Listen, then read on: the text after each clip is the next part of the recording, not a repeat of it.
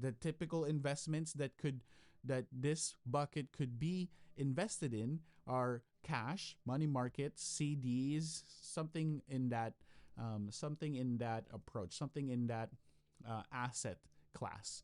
This bucket gives you confidence that your short-term goals won't be derailed by market swings while still keeping your long-term money invested.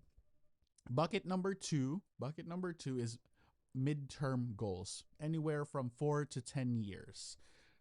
Again, depending on your circumstance. The purpose of this bucket is to prepare for goals that aren't immediate but are closer than retirement. Maybe a house purchase, education costs for your children if you do have children, or a career pivot.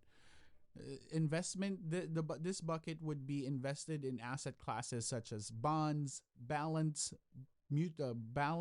bond funds, dividend stocks, something along those lines.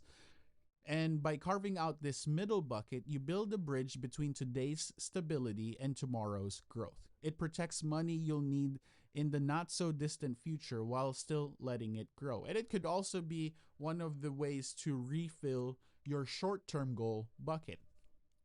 So, bucket number three is the long term goal bucket. This is 10 plus years, decades, and maybe even past your lifetime. Again, depending on your situation. The purpose of this bucket is to fuel retirement, hedge against inflation, which is a risk that we'll talk about here soon. And it's a way to build wealth for legacy, for generational wealth.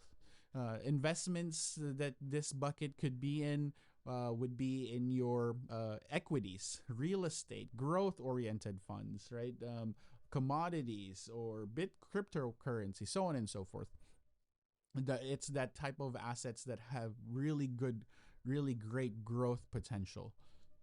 This is where most of your money sits during accumulation phase, especially in those tax incentivized, tax sheltered accounts like your 401k, your Roth IRA, your traditional IRA, because they have this tax protection given to you by regulation, laws, government, so on and so forth.